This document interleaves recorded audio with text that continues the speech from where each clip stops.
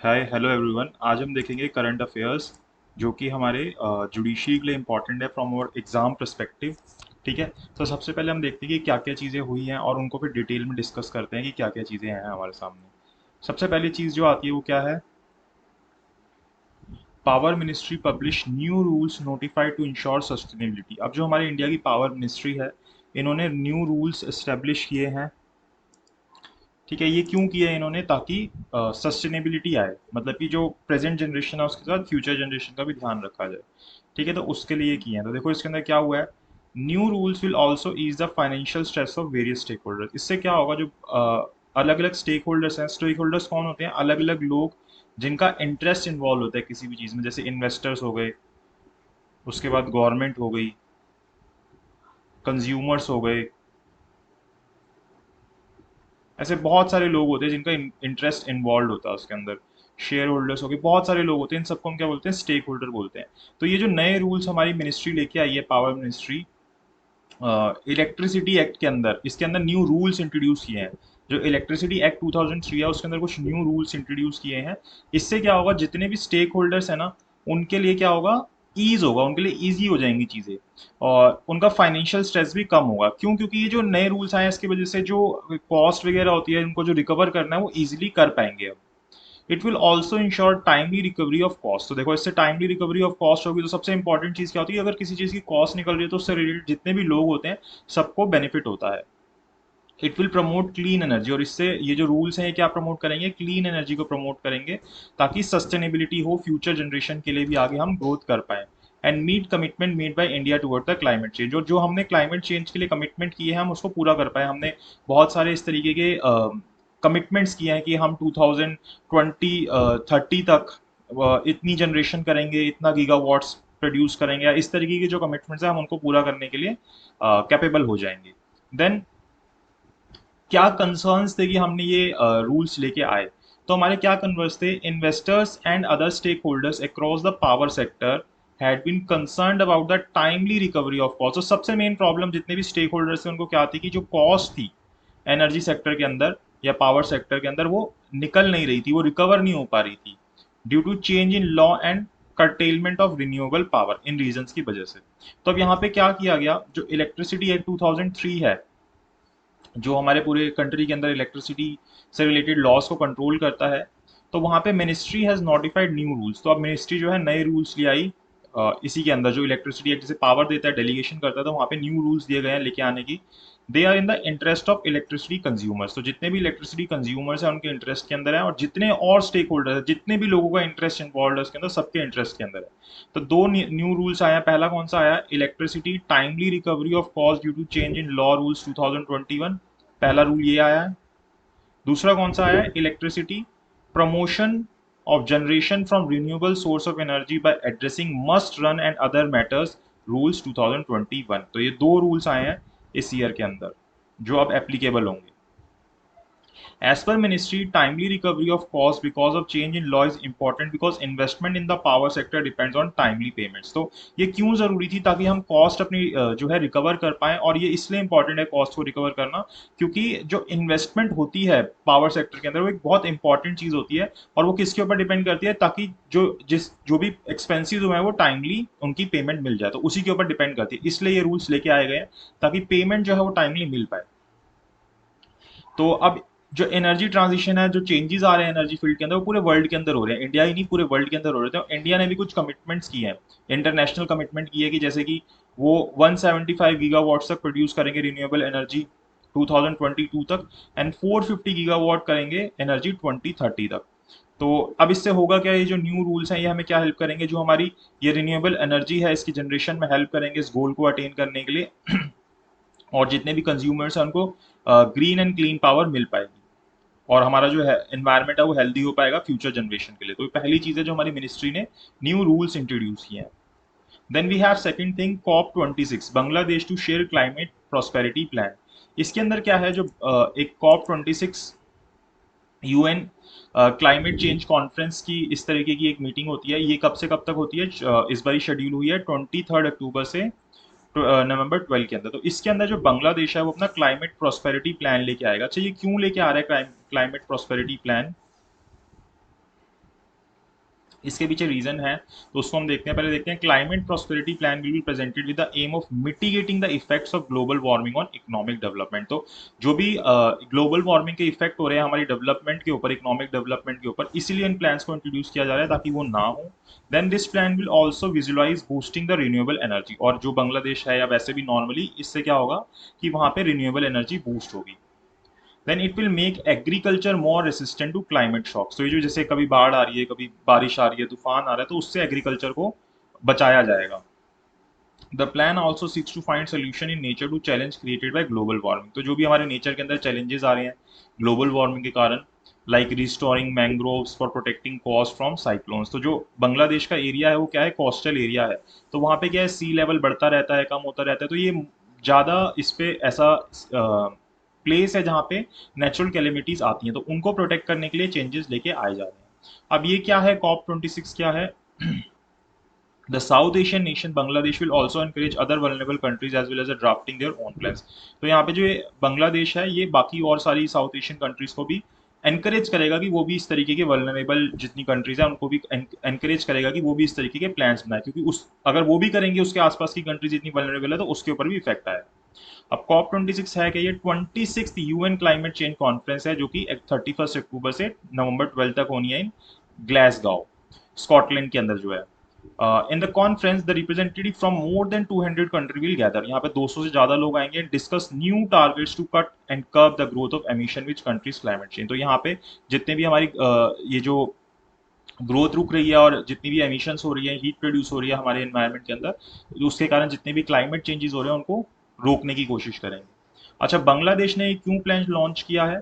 क्योंकि यहाँ के जो 160 मिलियन पीपल हैं वो लो लाइंग एरियाज के अंदर रह रहे हैं। ठीक है, low lying areas, bay of Bengal जिसे हम बंगाल की खाड़ी बोलते हैं, वहां पे रह रहे हैं। This area is consider to be prone to extreme weather. तो ये जो जितना एरिया है क्या है, एक्सट्रीम वेदर के प्रोन है, कि यहाँ पे किसी भी तरीके के जितने भी नेचुरल कैलेमिटीज होती हैं वो जल्दी से आ जाती हैं, जैसे ब्लडिंग फ्लडिंग होना, loss of farm land due to rising ocean levels, की लेवल बढ़ रहा है तो जितनी फार्म लैंड है वो उनके पास से जाती जा रही है। तो इन चीज़ों को मिटिगेट करने के लिए बांग्लादेश ने प्लान अपना रिवील किया है।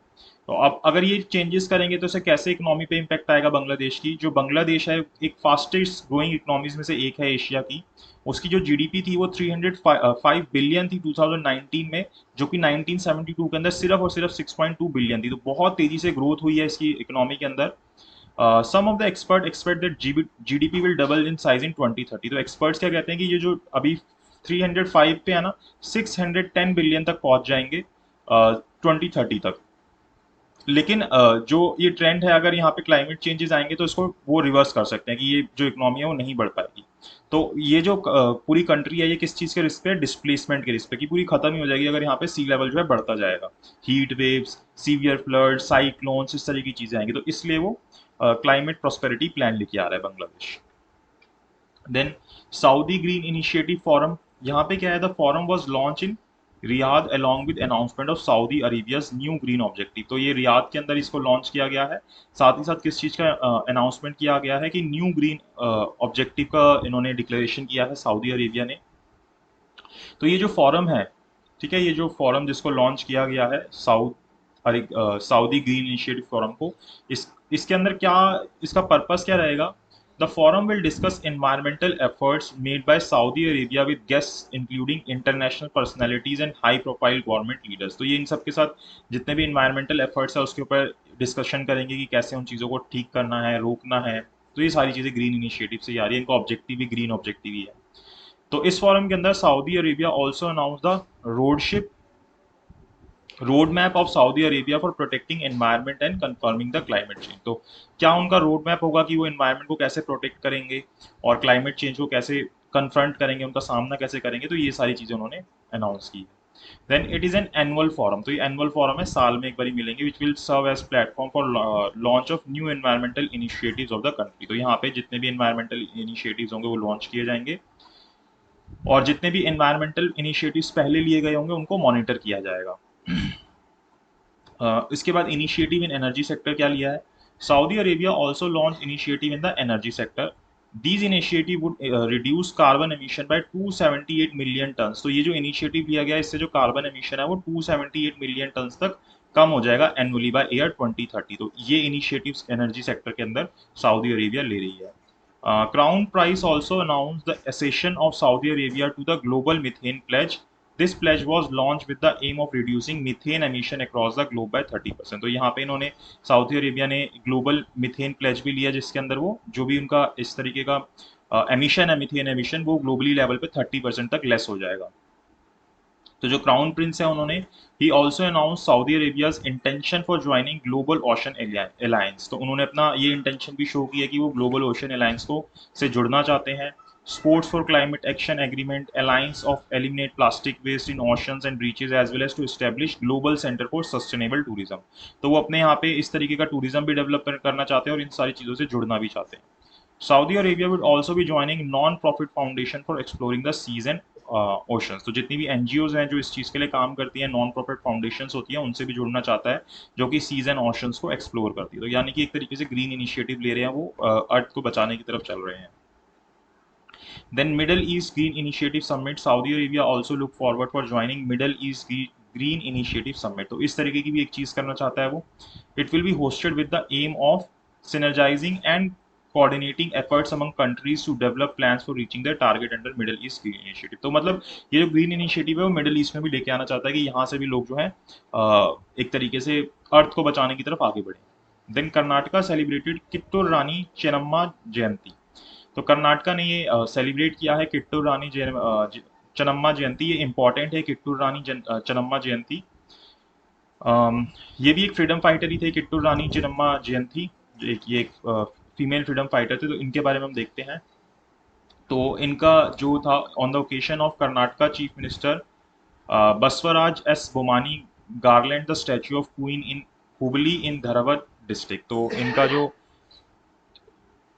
बर्थडे था उसके ऊपर क्या सेलिब्रेट किया, जो कर्नाटका के चीफ मिनिस्टर थे जिनका नाम क्या था, बसवराज बोमानी, जिनका नाम है एस बोमानी, उन्होंने उनको माला चढ़ाई, गार्लैंड किया। जो उनका क्वीन थी एक, अपने आप में भी इनकी डिटेल देखेंगे उनके स्टैचू को, इन हुबली इन धारवाड़ डिस्ट्रिक्ट। तो यहाँ पे इन्होंने ये चीज़ की और उन्होंने 50 करोड़ रुपीज़ जो है, 50 करोड़ रुपीज़ जो है वो भी सैंक्शन किए हैं 2021 के अंदर इन कुत्तूर डेवलपमेंट अथॉरिटी, जो इनके नाम पे जो डेवलपमेंट अथॉरिटी है उसके अंदर 50 करोड़ रुपीज़ भी उन्होंने सैंक्शन किए हैं। अभी कौन थी ये, अक्टूबर 23 1778 के अंदर इनका बर्थ हुआ था। ये लिंगायत कम्युनिटी से बिलोंग करती है। फिर इनकी जो शादी है राजा मलसराज से हुई थी, जो कि देसाई फैमिली के थे, जब उनकी उम्र जो थी 15 साल की थी। तो वो इंडियन क्वीन थी of Kittur which was princely state in Karnataka, जो कि एक प्रिंसली स्टेट था कर्नाटका में। और ये ही ऐसी वुमेन थी जिन्होंने आर्म रिवेलियन स्टार्ट किया था ईयर 1824 के अंदर, किसके against, British East India Company के अगेंस्ट। तो she rebelled in confrontation of the doctrine of lapse. तो ये जो डॉक्ट्राइन ऑफ लैप्स था इसके अगेंस्ट इन्होंने रेबेल किया था। डॉक्ट्राइन ऑफ लैप्स क्या था कि जो ब्रिटिशर्स थे वो ऐसे बोलते थे कि जिस भी राजघराने में बेटा नहीं होगा, वो जो राजघराना है वो ब्रिटिशर्स के कंट्रोल में आ जाएगा। In a bid to maintain Indian control over this region, in the fight she defeated British. तो इस लड़ाई में उन्होंने ब्रिटिशर्स को हरा दिया। However she was dead in the imprisonment of second rebellion by BEIC. तो जब उनका ब्रिटिश ईस्ट इंडिया कंपनी के अगेंस्ट सेकंड रिबेलियन चल रहा था, तो जब उनको जेल में बंद कर लिया गया था उस वक्त वो मर गई थी। She was one of the first female rulers who rebel against the British rule. तो वो उनमें से एक हैं, पहली कुछ महिलाओं में से ऐसी है जिन्होंने ब्रिटिश रूल के अगेंस्ट अपना प्रोटेस्ट किया था। She became the folk hero of Karnataka, folk hero in Karnataka. तो फोक हीरो जब गाने गाए जाते हैं, फोक गाने गाए जाते हैं, तो उनके अंदर इनको हीरो रखा गया है। She also become a symbol of independence movement in India. तो वो भी एक सिंबल बनी थी जब इंडिया की इंडिपेंडेंस की बात हुई थी। तो जैसे रानी लक्ष्मीबाई थी, इसी तरीके से ये भी थी किट्टू रानी चेन्नम्मा जयंती। तो इस तरीके से आप जयंती तो जो है वो उनकी जयंती थी, किट्टू रानी चेन्नम्मा, तो इस तरीके से आप इनका नाम याद रख सकते हो। About Kittur is a taluka in Belagavi district of Karnataka. It was a part of Beligodi Taluka. On October 23, 2012, it was declared as independent taluka by the Chief Minister of Karnataka. It is 177th taluk of the state. तो ये 177 तालुक है जो किट्टूर है, ये जगह है। तो इसके बारे में हमें इंफॉर्मेशन मिलती है। तो आप किट्टूर रानी चेन्नम्मा के बारे में जरूर याद रखना। Then India hands over Jayanagar Kurtha rail link to Nepal. तो ये जो नेपाल के अंदर हमने क्या किया, जो इंडिया ने हैंड ओवर कर दिया जयनगर कुर्था रेल जो लिंक है वो नेपाल को हमने हैंड ओवर कर दिया, उनको दे दिया। तो ये जो सेरेमनी है कब हुई, 22 अक्टूबर 2021 में हुई।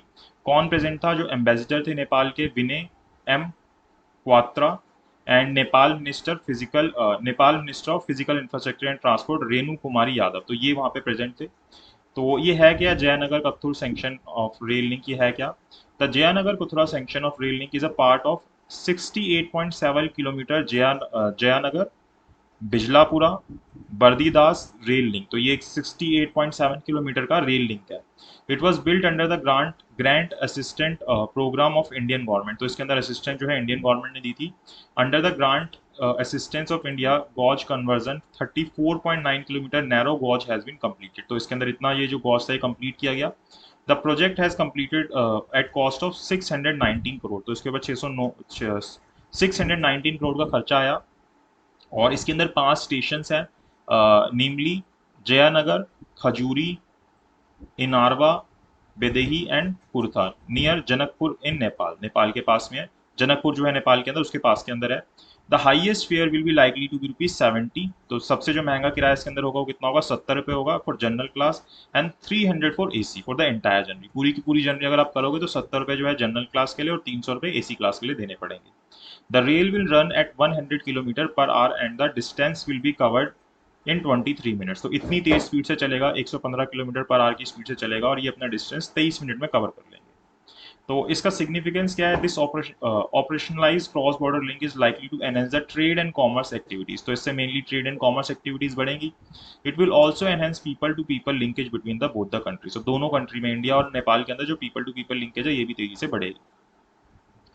जैन नगर और Jayanagar, it is a town and a notified area in Madhubani district of Bihar, तो ये जो है टाउन है और नोटिफाइड एरिया है मधुबनी डिस्ट्रिक्ट ऑफ बिहार के अंदर। As per 2021 census, Jaynagar had the population of 1,77,556 males, तो इतनी इनकी पॉपुलेशन थी 2011 सेंसस के अंदर, अभी तो बढ़ गई होगी, जिसके अंदर 53% मेल थे एंड फीमेल जो थी 47% थी। The town has average literacy rate of 58%, तो यहाँ पे 58% लोग जो है वो पढ़े लिखे होते हैं। तो ये जो है हमारी 21 अक्टूबर की इंफॉर्मेशन है।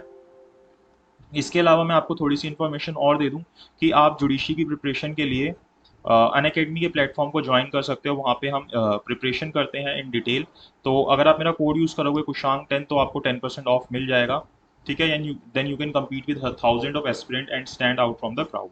वहाँ पे आईपीसी, सीपीसी, सीआरपीसी सभी चीज़ें डिटेल में कवर की जाएंगी। Then you will get plus subscription access, अगर आप लेते हो ये प्लस सब्सक्रिप्शन एक्सेस तो आपको India's best educator, interactive live classes, live test and quizzes, structure courses and PDF सब कुछ मिलेगा। Then these are expert guidance for your judiciary 2021 preparation, तो आपको अलग अलग बैचेस मिल जाएंगे। Then this is rapid revision series, और हर एक मंडे, ट्यूसडे, वेंसडे, थर्सडे को सुबह 9 बजे आईपीसी, सीआरपीसी, सीपीसी और एविडेंस एक का मॉक टेस्ट होता है, वो आप अटेंड कर सकते हो। एंड उनका फिर डिटेल डिस्कशन होता है हर एक सैटरडे संडे को 7 बजे। ये फीस है, इसके ऊपर आपको 10% ऑफ मिल जाएगा अगर आप मेरा कोड यूज़ कर सकते हो कुशांक 10, ठीक है।